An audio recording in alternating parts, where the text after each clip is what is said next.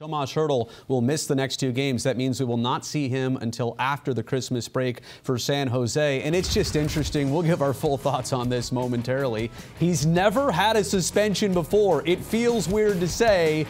Tomas Hertl will be serving this two-game suspension without pay for high-sticking Elias Lindholm the other night. But such is the case as we get it to Sheng thanks to WebEx by Cisco. Sheng, San Jose Hockey Now. This is what the Tomas Hertl suspension comes down to.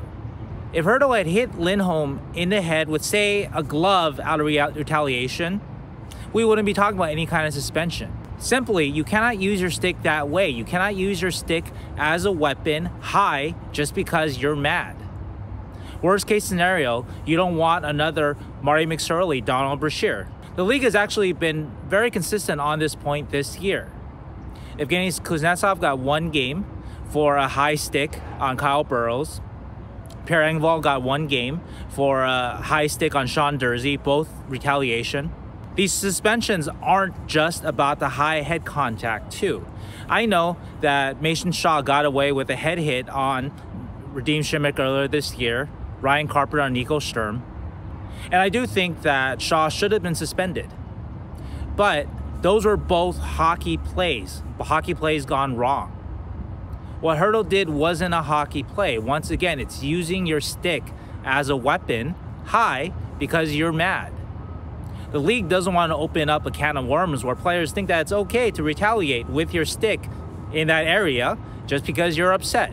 Now, I do think that 2 games for Tomas Hertl is a bit harsh. Looking at what Kuznetsov did, what Engvall did, I don't see a huge difference with what Hertl did. Not really any difference at all. Hertl himself suggested today that he's being made an example of because of these prior suspensions to Engvall, to Kuznetsov, 1 game.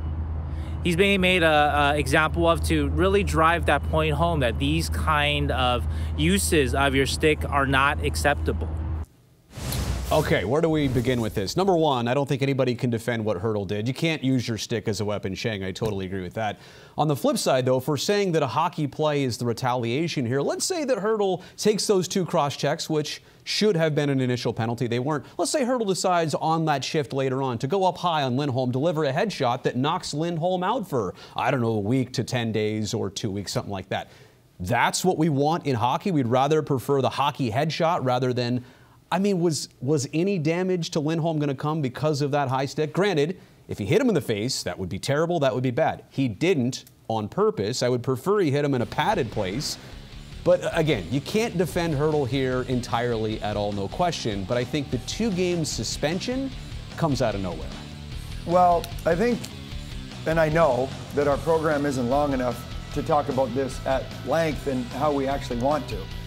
Why? Because none of this makes any sense. Right. I think if Hertl, if this is 2 games, right, and I fully support the fact that you can't swing a stick at Absolutely somebody. not. You can't do it. In fact, in the entirety of my career, I made certain never to swing a stick across this way. Why? Because the lower you go, the less attention it grabs. And the more pads that are Did I swing my down. stick hard and a lot harder than that? Yeah. Lower? On Absolutely. somebody's mitts, maybe? Different parts of the armor or in some cases no armor.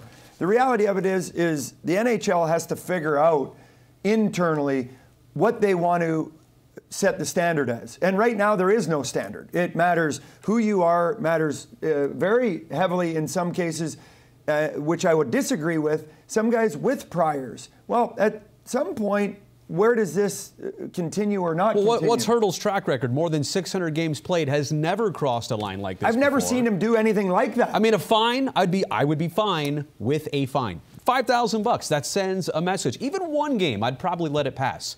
But 2 games by the league, no prior history, no actual injury. Yeah, Lindholm scored 2 goals within 16 seconds right after this. Well, and unfortunately, you bring up the worst part of all this is Lindholm did what he should have done. Right. And that's make the opposition right. pay on the scoreboard and ultimately at the end of the night. So I just don't know what the standards are, and that's the most frustrating part. Well, not just for me, but for the players. Šimek and Sturm would probably like something to say about the hits they received that knocked them out of action if those are hockey plays. If we're okay with that, concussions, head injuries, there was no head injury about to be caused here. Granted, it was close to the neck, it was close to the face. And for that, maybe I would say he should get a 1 game or a fine. And it was not excessive force. It was not like a golf swing. There was not enough to truly, it was a tap. Yeah.